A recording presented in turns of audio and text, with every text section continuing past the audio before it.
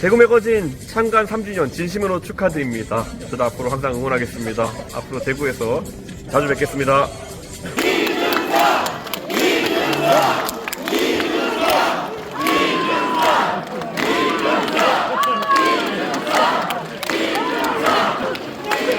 제가 당대표 할 때는 행사 준비하는 게 이렇게 힘든 줄 몰랐습니다. 그때는 할당이니까요. 그런데 오늘 이게 되는 걸 보니까 대한민국 정치에 새로운 장이 열린 것 같습니다. 환영합니다.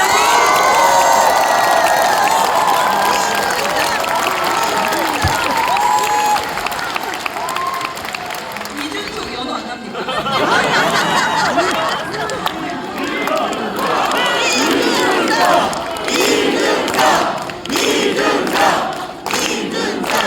네, 이제 천하용인의 허은아 인사드립니다. 정말 행복한 시간입니다. 와주셔서 정말 감사하고요. 오늘 즐기다 가셨으면 좋겠습니다. 저희가 최선을 다하겠습니다. 감사합니다.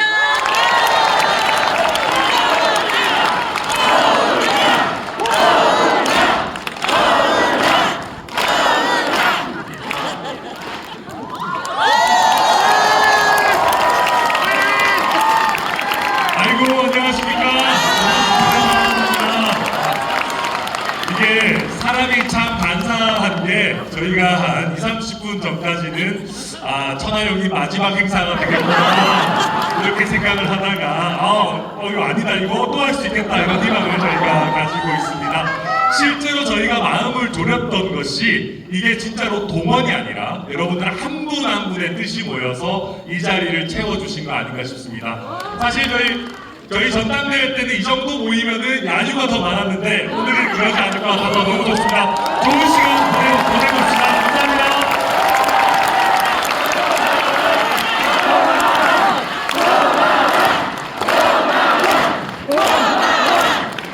네, 고맙습니다. 여기서 전당대회를 다시 하면 어떨까 싶습니다. 그래요. 그러면 바로 순서 이어가도록 하겠습니다. 우리 참석자들의 연설을 듣는 시간인데요. 가장 먼저 이기인 도의원 나오시겠습니다. 큰 박수 부탁드립니다.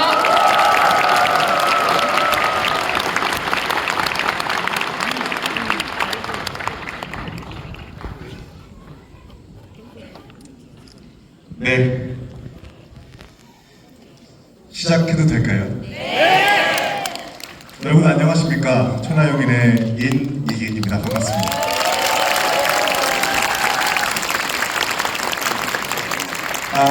가장 먼저 여러분들 앞에 서서 저희의 이야기를 들려드릴 수 있게 되어서 진심으로 뜻깊게 생각합니다. 아시는 분들도 있겠지만 저는 이준석, 천하람, 허은하, 김용태와는 달리 지방자치로 정치에 입문을 한 사람입니다. 처음 당선됐을 때가 2014년이었으니까 올해로 꼬박 10년 차에 접어듭니다. 베테랑 지방의원이라고 하면 과언이겠죠? 지방의원으로 활동하는 동안 한 가지 느낀 점을 꼽으라면 나무보다는 숲을 보는 것이 중앙정치라면 지방의원들은 나무 하나하나를 살피고 돌보는 사람들이라는 겁니다. 벌레가 먹지는 않았는지 이파리가 상하지는 않았는지 세심하게 관찰하고 여러분과 가장 가까운 곳에서 문제를 해결하고자 노력하는 사람들입니다. 그런 의미에서 저는 오늘 대구 속의 나무들이 어떻게 시들어가고 있는지, 왜 대구의 정치가 변질되고 있는지 저의 생각을 말씀드리고자 합니다. 누가 뭐래도 대구는 보수 정치의 온실이라는 것은 부인할 수 없는 사실일 겁니다. 보수가 잘 될 때는 보수가 잘하니까 승리의 기점이 되어서, 보수가 힘들 때는 보수가 힘드니까 여기서만큼은 밀어주자는 마지막 보루가 되어서, 미우나 고우나 아무런 조건도 없이 보수를 지지해준 곳이 이곳 대구라는 곳은 모두 다 인정하실 겁니다. 작대기만 꽂아도 당선된다며 많은 정치적 역경에도 이곳 대구가 보수를 밀어준 것은 대구 시민들의 굳센 애국심 또 다른 방식일 겁니다. 그러나 여러분은 지금의 대구에 만족하십니까? 전국 8개 대표도시 중에 자살률 1위,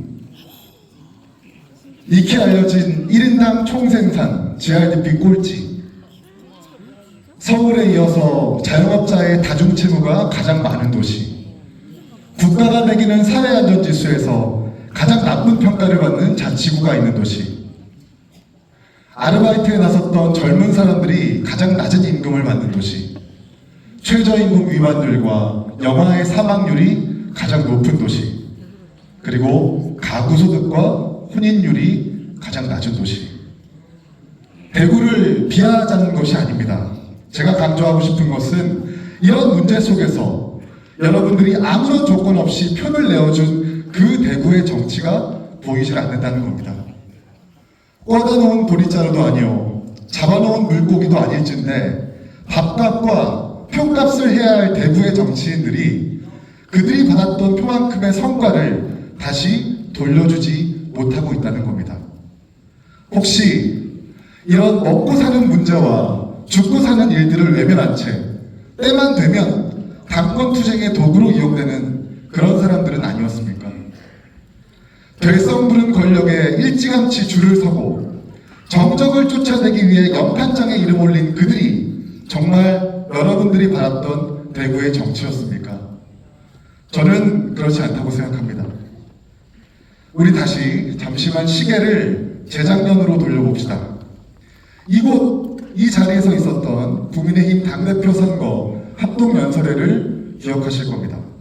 대통령을 만났는지 누가 친윤인지 경쟁하는 구태가 대구 정치의 전광판이 아님을 보여준 것입니다. 대구가 선택했던 젊은 그 당대표는 보수를 비토하기 바빴던 20대의 절반을 보수정당 지지자로 만들어냈고 서울시장, 부산시장 보궐선거에 이어서 대선 승리까지 이끌었습니다.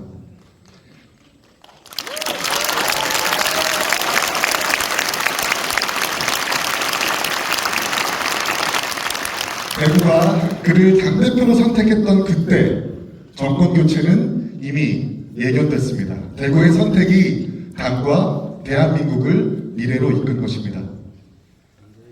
존경하는 여러분, 걸핏하면 수행원들을 몰고 대구를 찾아 악수하고 사진 찍으면서 지지를 호소하는 사람이 아니라 주말을 즐기러 온 젊은이들로 서문시장이 북적북적하게 할 방법을 고민하는 사람이 대구의 미래여야 합니다.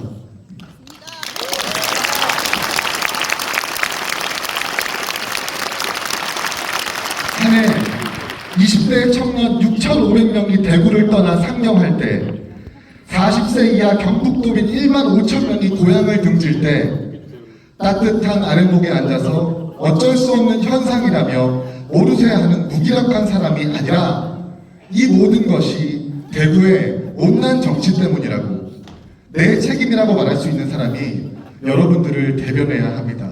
그것이 대구의 정치여야 하지 않겠습니까? 반갑습니다. 여러분의 박수.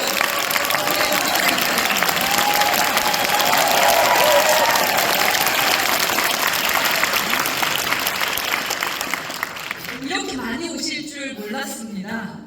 그동안의 서러움이 한꺼번에 씻겨 나가는 기분입니다.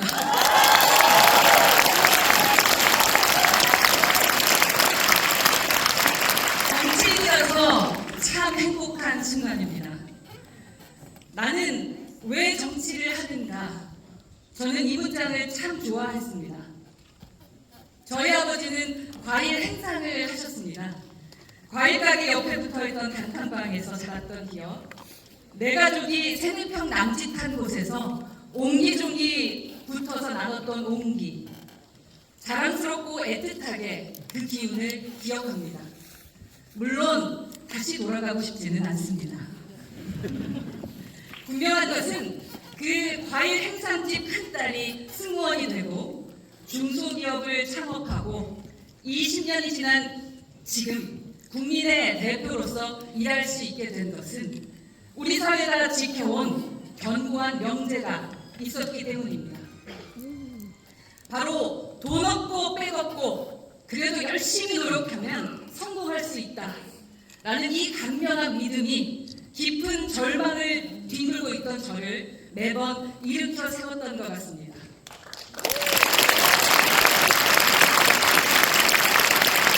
그런데 안타깝게도 지금 우리 사회는 그 믿음이 거세게 불신받고 있습니다. 무너졌던 공정에 사다리는 좀처럼 다시 세워지지 않고 잘 사는 사람은 더 잘 살고 또 못 사는 사람, 어려운 사람은 더 어려워지는 세상이 아닌가 싶습니다. 오늘 여기 계신 여러분께도 한번 여쭙고 싶습니다. 이대로 괜찮겠습니까? 전쟁 같은 하루를 보내고 집으로 향하는 직장인들과 자영업자분들께도 묻습니다. 깊은 절망 속에서 하루를 멍하니 보내다가 어두운 밤을 맞는 청년들께도 여쭙습니다. 이대로 괜찮겠습니까? 저는 오늘 이 자리에서 다시 한번 이 질문으로 돌아갑니다. 나는 왜 정치를 하는가? 국회에 있으면 이 말을 잊기가 쉽습니다. 너무나 쉽습니다.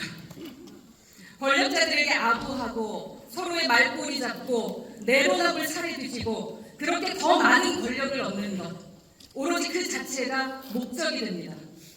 내가 왜 정치를 하게 됐는지 정신 똑바로 차리고 기억하지 않으면 그렇고 그런 국회의원이 되기 십상입니다. 요즘 제가 의정활동 보고서를 정리하면서 저희 지난 4년은 어땠는지 돌아보게 됩니다. 부끄럽지만 시작은 정치 잘 모르던 초짜의 좌충우돌이었습니다. 때로는 제 가치를 부풀려서 생각할 때도 있었고 그러다가 별로 쓸모없다는 생각이 들면 깊은 자책도 했습니다. 300명 중 1명, 나의 소명은 무엇일까? 끊임없이 고민했던 날들이었습니다. 대단치 않은 4년이었습니다. 그러나 절박했던 4년이었습니다. 첫 대정부 질문, 첫 유세 연설, 첫 전당대회 출마. 서툴고 창피한 적이 없었다면 거짓말입니다. 그럴 때마다 부족한 저를 지탱한 건 한 줌의 오기였습니다. 승무원 출신이라고, 전문대 나왔다고, 작은 기업 대표였다고 무시당하고 싶지 않았습니다. 조금 철없는 마음일 수는 있지만 저희 임기 초반 몇 년을 지탱한 것이 이 오기였음을 꼼짝없이 고백합니다.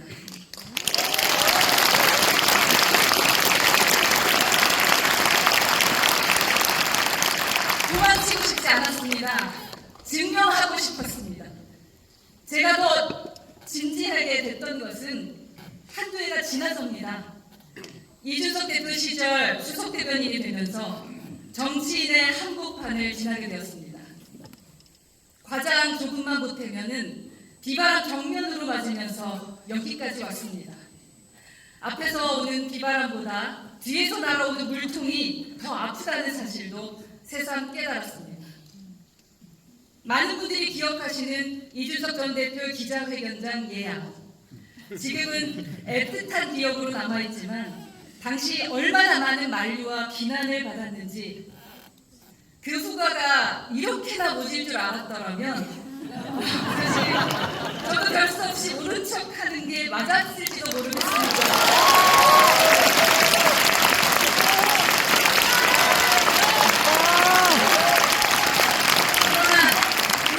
날들만 있었던 것은 아닙니다.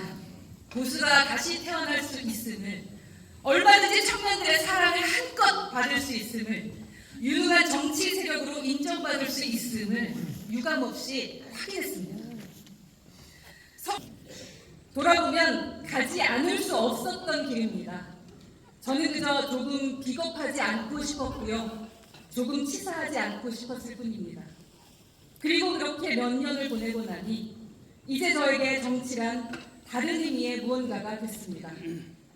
더 이상 저의 오기를 증명하는 무대가 아니라 모든 걸 걸고 싸우는 눈물겨운 일이 되었습니다. 될 수 있기 때문입니다. 저는 물러서지 않겠습니다. 그 꼴 못 보겠습니다. 사극과 비겁함이 승리하는 꼴 지금까지 본 것으로 충분합니다. 이제 누가 국민을 닮은 정치를 하고 있는지 국민께서 여러분께서 판가름을 해주실 때입니다. 추잡한 탐욕 심판할 준비 되셨습니까? 여러분 준비되셨습니까? 대한민국의 더 나은 미래를 위한 준비 되셨습니까? 지금 우리에게 필요한 것은 한 줌의 용기입니다. 어제보다 나은 오늘을 만들어왔던 우리의 자존심을 기억하는 것입니다. 저는 그 확신이 있습니다. 이 많은 수많은 분들의 열정이 어떠한 방식으로든 역사의 한 페이지를 만들어낼 것입니다. 맞습니까? 네. 존경하는 대구 시민 여러분, 그리고 국민 여러분, 앞으로도 저 허은아는 성역 앞에서 비겁하지 않겠습니다. 용기 있게 보수답게 걸어가겠습니다. 끊임없이 되묻고 또 새기겠습니다. 제가 떠나온 과일가게 옆 단칸방의 그 온기를 늘 기억하겠습니다. 여러분과 함께 당당하게 달리겠습니다. 소식 있게 국민만 바라보면서 달려가겠습니다. 감사합니다. 네, 한분 말씀 부탁드립니다.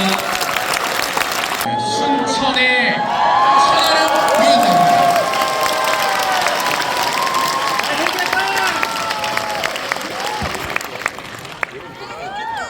안녕하세요. 저는 순천의 천하람입니다.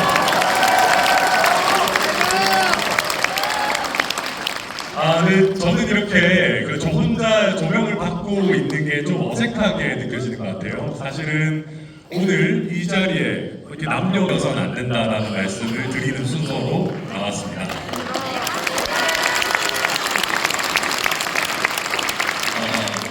오늘 보십시오. 오늘 저희의 장소와 관련된 터무니없는 논란부터 시작해가지고 이준석 전 대표와 관련한 말도 안 되는 비난, 인신공격 이런 것들 계속 보다 보면은 무슨 학원 안 나왔다부터 시작해서 누구랑 결혼했다더라 온갖 만 이상한 얘기들 많잖아요. 그래서 그런 것들 보다 보면은 내가 이준석 대표를 나라도 좀 지켜줘야 되겠다라는 생각이 저는 듭니다. 근데 저는 어찌 보면 그 생각을 조금 엉두르십사라고 말씀드리려고 알았습니다. 무슨 얘기냐면 이준석 전 대표는 이미 권력에 정말 자신 있게 맞서다가 탄압을 받고 또 거기에 그럼에도 불구하고 굴하지 않은 소신을 지키는 그런 서사가 이미 형성되어 있는 인물입니다. 그래서 저는 오히려 여기 모인 우리와 이준석 전 대표를 응원하시는 분들이 그렇기 때문에 오히려 차분할 필요가 있다라고 말씀드리고 싶습니다.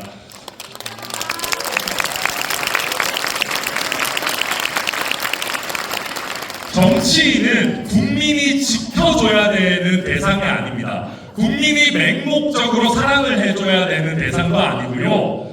누군가가 탄압을 받았고 살아있는 권력에 맞서 싸웠다고 해가지고 그 사람이 하는 게 항상 옳거나 그 사람을 끝까지 도와줘야 되는 게 아닙니다. 만약에 그런 기준이라면은 저는 지금 우리 윤석열 대통령이야말로 가장 많은 탄압을 받았고 가장 앞서 싸운 인물이었을 거라고 생각합니다.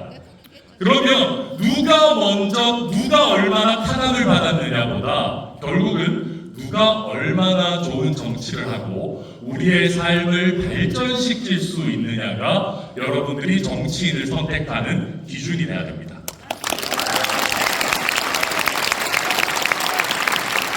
이게 제가 이거 쓴소리고 어찌 보면 이게 약간 습관이 된 게 이게 좋은 날 와가지고 하다하다 저는 지지자분들한테도 이렇게 쓴소리를 하는 것 같은데요. 근데 제가 왜 이런 말씀을 드리냐 하면은 이 모임이 이준석 대표가 탄압받고 또 응원해주고 싶은 인간적인 마음이 생기는 게 인지상정이기 때문에 혹여나 우리의 이 정말 소중한 모임이 개딸처럼 되지는 않을까 하는 말씀에 드리는 그런 어떤 기후 같은 겁니다. 저는 그래서 오늘의 지금 이 모임이라는 게 얼마나 멋집니까? 정말 누가 동원을 한 것도 아니고 산 앞에서 버스를 불러가지고 온 것도 아니고 정말 자발적으로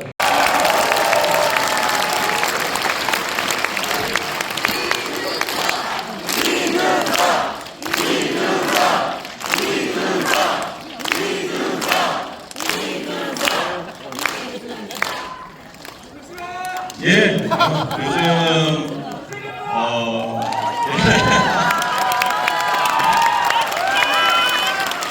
제가 요즘 그 한 달 있으면 나이가 한국 나이로 40이라 가지고 요즘 호르몬계 이상이 생긴 것 같습니다. 그래서 이 마이크 잡을 때마다 눈물이 나가지고 제가 근데 방금 전에 하람이가 하는 천하람위원장이 하는 말을 듣고 정말 뼈저리게 느낀 게 있습니다. 앞으로는 천하람위원장이 원하는 대로 하람이를 대할 때 예찬이 대해서 대해야겠다. 공정하게 대해야겠다. 하는 생각을 하게 되는데 둘 다 아끼는 그 후배 정치인들이고 정말 어느 위치에 있든지 간에 각자 평정심을 가지고 정치를 할 수 있는 대한민국이 나아질 거다 이런 기대를 갖고 있습니다. 사실 제가 아까 이기는도 언급했지만은 이 엑스코라는 공간은 저와 여기 계신 모든 분들에게 특별한 공간입니다. 제가 당 대표에 출마했을 때 엑스코에서 연설했던 기억이 납니다. 그리고 그 연설문을 썼을 때의 느낌도 기억이 납니다. 굉장히 희망적이었고요. 굉장히 미래지향적이었고요. 굉장히 하고 싶은 게 많았습니다. 그런데 오늘 또 이제 같은 공간에 서서 이야기를 하려고 보니 저도 약간 변해 있던 것은 인정해야 될 것 같습니다. 예전만큼 희망만을 얘기하기 어렵게 되었고 누군가는 저한테 한이 많다고 얘기하지만은 사실 그 한이라는 것도 어느 정도 있는 것 같습니다. 그런데 그 한이라는 것이 그 사람이 진단했던 것처럼 어떤 타인에 대한 분노라거나 아니면 사람에 대한 증오 이런 것은 아니었습니다. 제가 당대표하면서 2년 임기였는데요. 1년 하고 이제 쫓겨났는데 그 나머지 1년 동안 꼭 하고 싶었던 것을 이루지 못했던 것에 대한 그런 한이 많이 느껴지면서 제가 오늘 연설문을 썼다는 그런 생각이 들었습니다. 그런데 또 긍정적으로 생각하면요. 시간 많아요.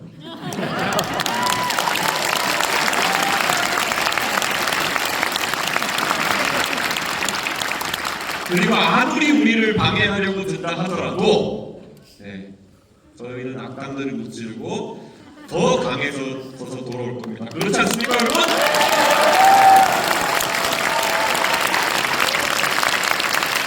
제가 2년 전에 엑스포에 있었을 때 저와 같이 왔던 사람들 새 10명이 되지 않을 겁니다. 우리 김철근 실장님이 앞에 앉아 계시지만은 박수 한번 주십시오.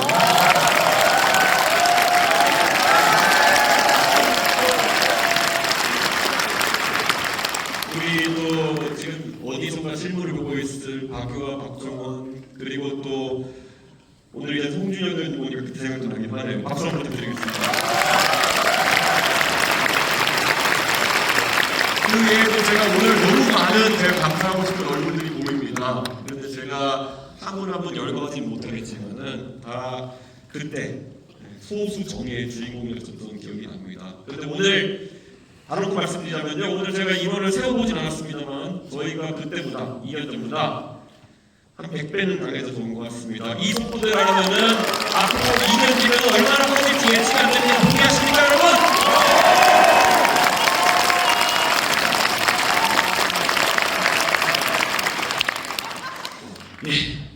오늘 무슨 말을 할까 고민했었는데요. 대구 얘기해야겠죠. 대구에 제가 요즘 몇 번 들락거리다 보니까 대구가 많이 바뀌는 것 같습니다. 정치권이 지금까지 대구에 많이 무심했다 보니까 조금 제가 자극을 줬더니만은 몇 주새에 정말 고관 대작을 지내시는 분들이 대구를 드나들고 대구의 이야기를 많이 하는 것 같습니다. 대구를 칭송하기도 하고요. 대구 시민의 그리고 경북 도민의 환심을 사려는 발언도 계속하는 것 같습니다. 하지만 지금 대구 경북이 처한 상황 속에서 지지를 얻기 위해서 단순히 70년대 산업화 과정에서의 대구 경북의 영광을 이야기하는 것은 과거의 신기루를 쫓는 그런 사치일 것 같습니다. 어두워져가는 대구의 미래를 보면서 어느 전몰자 가족에게는 상처일 수밖에 없는 한국전쟁까지 되짚어가지고 대구를 찬양하기에는 저는 마음이 좀 아려옵니다. 잘 생각해보면 뭔가 좀 이상하지 않습니까? 대구에 대해서 뭔가 칭찬하기 위해서는 1970년대까지 더 들어가야 한다는 얘기입니다. 산업화 이야기가 되고 1950년에 한국전쟁까지 언급하지 않으면은 안 된다는 겁니다. 역설적으로 이 말은 대구가 그 뒤로는 계속 끝없는 쇠퇴를 경험해오고 있기 때문에 그렇다고 생각합니다. 오늘 저는 이 자리에서 대구의 멀찍이 오래전의 과거를 칭송하지 않겠습니다. 대구 시민의 위대함을 언급하지도 않겠습니다. 오히려 싸가지 없게 대구의 현재 그리고 미래의 위기를 이야기하고 대한민국의 위기를 이야기하겠습니다. 괜찮겠습니까, 여러분? 제가 오늘 만약 대구의 위기를 직설적으로 이야기하면 그게 과연 막말일까요? 아닙니다. 다만 쓰니 쓴 쓴말, 그걸 고언이라고 할 겁니다. 유튜브를 보니까요, 경영에 어려움을 겪는 음식점 하시는 분들한테 모멸적인 표현까지 써가면서 위생 상태를 지적하고 메뉴 구성이 잘못되었다고 호통치고 고객을 대하는 자세가 잘못되었다고 눈물 쏙 빠지게 흉계하는 그런 콘텐츠가 유튜브에서 수백만 조회수를 기록하는 것을 보면은 대구의 위기에 대한 직설적인 논의도 오히려 젊은 세대는 갈당하고 있을지 모르겠다 그런 생각을 합니다. 오히려 진영을 가리지 않고 문재인 대통령부터 윤석열 대통령까지 대구에 오면 서문시장이나 칠성시장 가서 손 한번 흔들고 하면 된다고 생각하는 그런 정치인들, 그들이 그만큼 대구를 안 보는 게 아닌가, 저는 그렇게 생각합니다. 제가 2년 전에 전당대회에서 이 엑스포에서 보수 정당을 바꾸고 대선 승리를 해내겠다는 포부를 밝혔을 때 대구 시민은 저에게 정말 압도적인 지지를 몰아주셨습니다. 저는 관성에 따라 가지고 과거를 찬양하고 박정희 공항을 만들겠다던 상대 후보와 다르게 정말 싸가지 없게 저는 탄핵의 강을 넘자고 했고, 저는 그분들께 약속했던 대선 승리를 만들어냈습니다.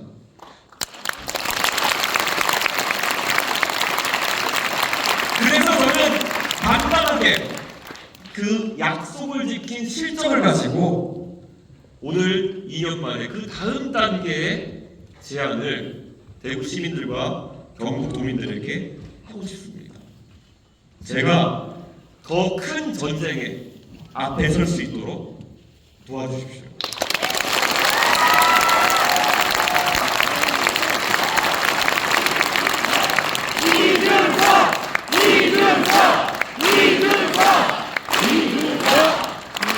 누군가 하나마나한 대구 창가 대신 오늘부터 대구의 정치를 미래로 좀 시각을 옮겨왔으면 좋겠습니다. 누군가가 내년에도 박근혜 대통령을 어떻게 모실까, 아니면 정권을 그래도 무작정 미워줘야 되는 거 아니냐라고 이야기한다면은 초점을 꼭 다시 미래로 돌려가지고 바로잡고 싶습니다.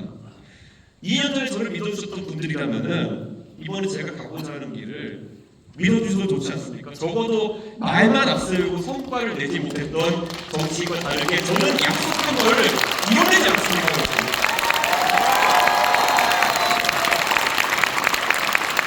여러분이 도와주신다면은 저는 이번에도 대구와 경북을 미래로 이끌어낼 자신이 있습니다.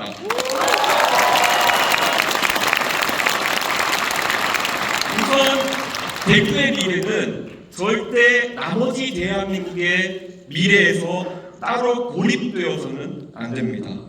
제가 방송에서 몇 번 얘기했지만 여론조사 관련 기사를 볼 때마다 요즘 매번 등장하는 문구가 있다면은 TK를 제외한 전 지역에서는 어떻다라는 표현이 많이 등장합니다. 그리고 최근 들어서 가장 마음 아팠던 것이 경기도 일부 지역에서만 긍정 여론이 높아야 할 메가서울 이슈가 왜 정작 경기도가 아닌 TK 지역에서만 긍정 여론이 더 높게 나오는 것일까요? 내일을 준비하는 대한민국의 고민과 대구가 항상 함께 가야 됩니다. 괴이되면 안 됩니다. 그렇지 않습니까, 여러분?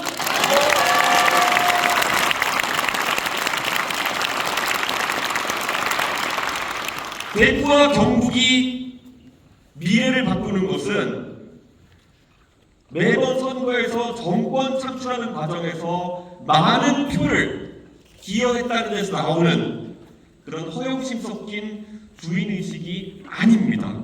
오히려 왜 바라던 정권 교체를 이뤘는데 대구의 현실은 나아지지 못했는가, 경북의 문제들은 해결되지 않았느냐라는 문제의식입니다, 여러분. 지난 몇 년간 삶이 힘든 것이 탄핵 때문이라고, 아니면 문재인 정부의 실정 때문이라고 믿어왔고, 윤석열 정부가 출범하면 달라질 것이라고 기대하셨던 분들이 있을 겁니다. 그런데 정부 출범 이후에 1년 반이 지났는데 오히려 삶이 고달퍼졌다고 한다면 이제는 문제의식을 모두 느껴야 합니다. 그렇지 않습니까, 여러분? 저는 오늘 이 자리에서 대구가 경북이 보수의 본산이기 때문에 어느 누구도 입 밖에 꺼내지 못했던 그런 이야기들을 한번 꺼내보고 싶습니다. 이제는 우리가 외교도 한 번쯤은 비판적인 시각으로 봤으면 합니다. 한미 동맹을 강화하고 주변국과의 외교를 정상화하는 것은 중요합니다. 하지만 그 자체가 절대적인 목표가 아니라 수단이 되어야 되는 것입니다. 우리 국민들을 더 잘 살게 하기 위한, 기업들이 더 잘 되게 하기 위한 수단이 되어야 되는 것이죠. 수출이나 투자 측면에서 동맹국들에게 경제적인 이득을 가져갈 수 있게 해주는 그런 나라였습니다. 그래서 우리 한국이 과거의 한미 관계를 안보와 경제의 투트랙으로 가져갔던 것이겠죠. 그런데 이제 트럼프가 대통령이 된 이후로, 그리고 바이든이 대통령이 된 이후로 미국도 미국의 안보 이익에 동참한다고 해가지고 우리가 경제적 이익을 가져가는 것을 용납하지 않습니다. 미국의 안보 이익에 우리가 동참했지만 대통령께서도 안타깝게도 우리의 경제적 이익은 찾아오지 못하셨습니다. 전기차 배터리 문제 하나를 풀어내지 못해가지고 대통령께서 오히려 미국에 우리 기업이 수십조를 투자하는 약정을 하고 오실 수밖에 없었습니다. 더 이상 우리 외교가 해외에 수십조의 투자를 약정하고 그에 대한 반대 극부로 후한 대접을 받고 황금 마차를 타는 그런 외교가 돼서는 안 된다고 생각합니다.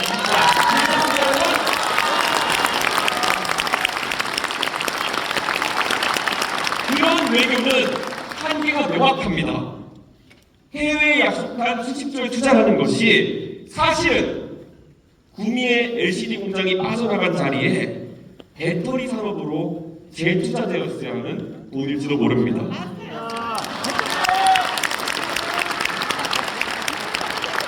안타깝게도 구미의 태양광 패널 공장이 사라진다는 소식을 들었을 때 많은 구미의 시민들은 그 자리에 반도체 소부장 기업과 반도체 클러스터가 들어오길 바랐을 것이고, 우리가 해외에 투자하겠다고 약정한 금액은 그렇게 쓰여야 하는 그런 돈 아니겠습니까, 여러분?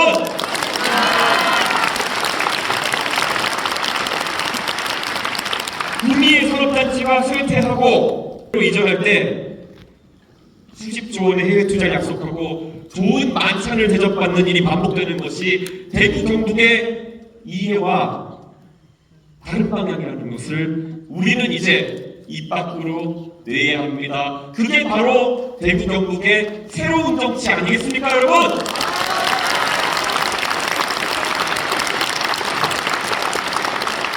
대구 경북이 자부심을 가지는 안보에 대한 관점도 이제는 다른 시각에서도 봐야 됩니다. 오늘은 고 최수근 상병이 안타깝게 예천에 대민 지원을 갔다가 사망한 지 130일이 되는 날입니다.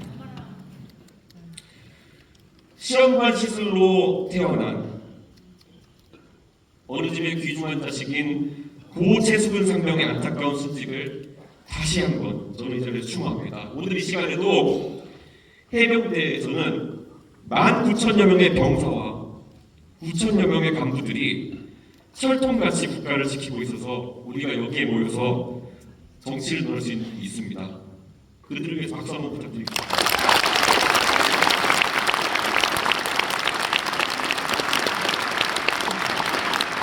제가 얼마 전에 어느 집에 초대되어서 해병대에서 아들이 복무 중인 어느 부부와 식사를 같이 할 기회가 있었습니다. 그들은 최수근 상병의 일을 보면서 걱정이 많았습니다. 19,000명의 해병대 용사들과 간부들의 가족들만의 마음은 아닐 겁니다. 우리의 48만 대군의 가족 누구라도 바라고 있을 그런 중요한 지점입니다. 저는 그렇게 생각합니다. 동의하십니까?